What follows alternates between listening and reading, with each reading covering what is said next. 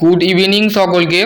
তো দেখো, next video আমি বলেছিলাম যে আগের ভিডিও ম্যানোমিটার, তারপর প্রেসার নিয়ে আলোচনা করেছিলাম, অ্যাবসুলেট প্রেসার, তারপরে গেজ প্রেসার, সমস্ত কিছু নিয়ে আলোচনা, ভ্যাকুয়াম প্রেসার নিয়ে আলোচনা করেছিলাম। তো আজকের যে নেক্সট ভিডিও আছে সেটা হচ্ছে mechanical gauge. Mechanical gauge are the device of measuring the pressure by the balancing of the fluid of the column by the spring of dead weight of the commonly of used of mechanical pressure gauge of the, যে গেজগুলো mechanical gauge যেগুলো আমরা ব্যবহার করে থাকি, দেখো এখানে বলে দেওয়া আছে, সেটা হচ্ছে ডাইপোগ্রাম প্রেসার গেজ, তারপর হচ্ছে বাউন্ডারি টিউব প্রেসার গেজ, তারপর ডেড ওয়েট প্রেসার গেজ। এই মেকানিক্যাল গেজ দিয়ে আমরা বলছে মেকানিক্যাল গেজ হচ্ছে এক ধরনের ডিভাইস বা যন্ত্র বা কম্পোনেন্ট বলতে পারে মেকানিক্যাল গেজ। আর define is device or component or instrument, মানে অ্যান্ড মেজারিং ডিভাইস, ঠিক আছে। প্রেসার মেজারিং ডিভাইস মানে প্রেসার, চাপ মাপার দুটো যন্ত্র থাকে, একটা হচ্ছে মেকানিক্যাল গেজ আর আরেকটা হচ্ছে আমাদের মেকানিক্যাল গেজ, সরি চাপ মাপার তো দুটো থাকে, কি বলে, দুটো ইনস্ট্রুমেন্টের সাহায্যে আমরা বা দুটো কোম্পানির সাহায্যে মাপি, সেটা হচ্ছে সিম্পল ম্যানোমিটার আর একটা হচ্ছে ডিফারেন্সিয়াল, ঠিক আছে, ডিফারেন্সিয়াল ম্যানোমিটার। তো ডিফারেন্সিয়াল ম্যানোমিটার সম্পর্কে আমি আজকে আলোচনা করব, ঠিক আছে। সিম্পল ম্যানোমিটারটা বলতে কি বুঝি? সিম্পল, আমি তো এটা বলে দিলাম যে একটা সে প্রেসারটাকে যখন ব্যালেন্সিং করছে একটা কলামের মাধ্যমে by the spring of dead weight, মানে মৃত ওজন, যেমন একটা কলামের মাধ্যমে বা একটা তরলের মাধ্যমে যদি সেটাকে ব্যালেন্সিং করা হয়, দ্যাট ইজ কল হচ্ছে মেকানিক্যাল গেজ, ঠিক আছে, মেকানিক্যাল গেজ, ঠিক আছে, মেকানিক্যাল গেজ, ঠিক আছে। তারপর হচ্ছে নেক্সট হচ্ছে simple manometer. A simple manometer of constants of the glass tube of the having the one at the connecting of the point where the pressure the measure of the another of the remain the open atmosphere, ঠিক আছে, মানে খোলা বাতাসকে যখন একটা টিউবের মধ্যে যখন একটা খোলা বাতাস, দেখো এখানে যদি আমরা সিম্পল ম্যানোমিটার, আমরা সরল ম্যানোমিটার বা তার মধ্যে যে সমস্ত ম্যানোমিটারগুলো পড়ে সেগুলো হচ্ছে সিঙ্গেল কলম ম্যানোমিটার, আর একটা হচ্ছে ইউটিউব ম্যানোমিটার, তারপর হচ্ছে পিজোমিটার, ঠিক আছে, পিজোমিটার বা পাইজোমিটার, ঠিক আছে। পাইজোমিটারটা কি? পাইজোমিটার এরম দেখতে হয়, ঠিক আছে, এরম দেখতে হয়, ঠিক আছে। পাইজোমিটার মধ্যে কি হয় বলছে, it is the simples of the manometer is use for the measuring gauge of pressure one at the manometer of the connected of the point of the pressure the measures of the other of the open the atmospheres of the, মানে যখন একটা টিউবের মধ্যে বা একটা কলামের মধ্যে দিয়ে যখন একটা লিকুইডকে পাস করানো হচ্ছে, পাস করার সাথে সাথে আমরা সেখানে একটা প্রেসার মাপার যন্ত্রকে কানেক্ট করানো হচ্ছে, সেটা হচ্ছে ম্যানোমিটার। ম্যানোমিটারটা আমরা সিম্পল ফ্রম দ্য ম্যানোমিটার, মানে সহজভাবে ম্যানোমিটারটা সেটা ব্যবহার করা হচ্ছে। ইউটিউব, তারপর হচ্ছে নেক্সট হচ্ছে ইউটিউব ম্যানোমিটার। ইউটিউব ম্যানোমিটারের ক্ষেত্রে দেখো সম্পূর্ণ, দেখো ছবিটা দেখলেই বুঝতে পারবে যে একটা দেখো লিকুইডকে যখন ঢুকানো হচ্ছে, লিকুইডকে যখন ঢানো হচ্ছে, তখন এই লিকুইডটাকে যখন আমি এখান থেকে হাত দিয়ে প্রেস করে এখান থেকে লিকুইডটাকে যতটা হাইট, মানে ফর এরিয়া, দেখো এরিয়াটা কিন্তু for gauge pressure, for vacuum pressure. YouTube মিটারে দিয়ে দুটো প্রেসারকে আমরা পরিমাপ করতে পারি বা সেটাকে মেজার করতে পারি, একটা হচ্ছে গেজ প্রেসার করতে পারি, গেজ প্রেসার, আর একটা হচ্ছে ভ্যাকুয়াম প্রেসার, ঠিক আছে। এবার হচ্ছে নেক্সট হচ্ছে দেখো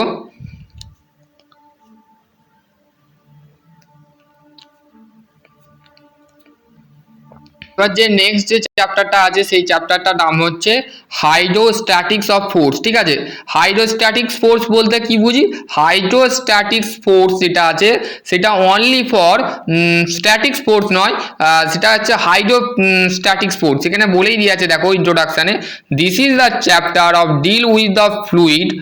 এই চ্যাপ্টারের মধ্যে আমরা যে ডিল করব সেটা হচ্ছে লিকুইড আর হচ্ছে গ্যাস, লিকুইড গ্যাস, ঠিক আছে, দুটো ক্ষেত্রে আমরা ডিল করব বাই দ্য ফ্লুইডের দুটো আগের চ্যাপ্টার অ্যাট দ্য রেস্ট, মানে বলছে fluid, this is the chapter of deal deal with of fluid of rest.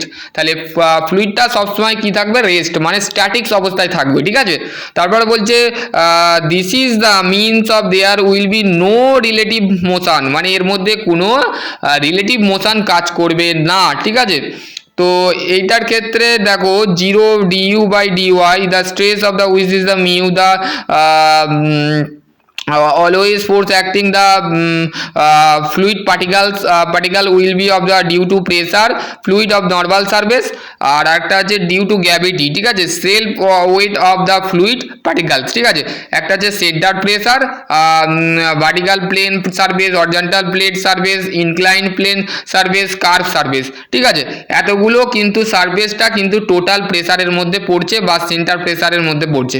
তো আশা করছি তোমরা বুঝতে পেরে গেছো, ঠিক আছে, বুঝতে পারবে, ঠিক আছে, কিছু বোঝার নেই। যে এইখানে কিছু কিছু সূত্র আছে সেগুলো তোমরা মাথায় রাখতে পারো, সেগুলো হচ্ছে the moment of the inertia of the proper geometric properties of the importance of plane surface, ঠিক আছে। কিছু কিছু ইম্পর্টেন্স প্লেন সারফেস থাকে, যেমন রেক্ট্যাঙ্গুলার একটা সারফেস আছে, তার সিজি মানে centre of gravity from the x equal to d by diameter by 2, তাহলে এরিয়া হচ্ছে বি ইন্টু ডি, বিডি, তাহলে তারপর হচ্ছে নেক্সট হচ্ছে দেখো, তারপর যে সার্কেল এবং হচ্ছে ট্র্যাপিজিয়াম, ঠিক আছে। ট্র্যাপিজিয়ামের সেন্টার অফ গ্র্যাভিটি হচ্ছে বেস হচ্ছে x equal to d by 2, তাহলে x equal to 2a by plus b equal to b h by 3, ঠিক আছে। আশা করছি তোমরা বুঝতে পারবে। তো এইগুলো হচ্ছে centre of gravity. Centre of gravity নিয়েও আমার ভিডিও বানানো আছে, সেটাও দেখে নিতে পারো। সেন্টার অফ গ্র্যাভিটি কি, সেন্টার অফ গ্র্যাভিটি কিছুই নয়, এটা যদি তোমরা জানতে চাও সেটা হচ্ছে সেন্টার অফ গ্র্যাভিটি হচ্ছে যে কোনো একটা, ধরো এইটা একটা বডি আছে, এই বডির মধ্যে যখন একটা বডি এইটা হচ্ছে তার সেন্টারটাকে আমরা ডিপেন্ড করি, দ্যাট ইজ কল হচ্ছে সেন্টার অফ গ্র্যাভিটি, মানে সিজি হচ্ছে দ্যাট ইজ কল হচ্ছে সেন্টার, মানে intersection to circle and rectangular any intersection to middle positions, centre position, middle position sorry, centre position is called হচ্ছে CG, ঠিক আছে। Centre of gravity, centre position মানে centre position যেখানে দেখেন মানে centre পজিশনটাকে বলা হচ্ছে সিজি, ঠিক আছে। তারপর হচ্ছে নেক্সট হচ্ছে দেখো, একটা কথা বলছি যে তোমরা যদি যারা 4th সেমিস্টার আছো তাদের ক্ষেত্রে, আর যারা ডক্টর বানসালি, এইটা হচ্ছে পিডিএফ, কিন্তু তোমরা কলেজটিক বা কলকাতায় যে তোমরা কিন্তু তোমাদের এই বইটা কিন্তু রেফার করতে পারো, বা আরেকটা বই আছে সেটা হচ্ছে আর.এস. কুর্মি, ঠিক আছে, আর.এস. কুর্মি লেখকেরও রেফার করতে পারো বই, ঠিক আছে। তো আশা করছি তোমরা বুঝতে পারবে। তো তোমাদের ফ্লুইড মেকানিক্স নিয়ে অতটা মাথা নিয়ে ঘামাবে না, যেটাকে তোমরা তোমাদের পরবর্তীকালে যখন বিটেক যখন হায়ার স্টাডি করবে সেখানের ক্ষেত্রেও ফ্লুইড মেকানিক্স থাকবে, ঠিক আছে। তো ফ্লুইড মেকানিক্স নিয়ে অত চিন্তা করবে না, ফ্লুইড মেকানিক্স হচ্ছে অতটা টাফ সাবজেক্ট নয়, কিন্তু এর যে ম্যাথগুলো থাকে সেগুলোই একটুখানি ডিফিকাল্ট থাকে, ঠিক আছে।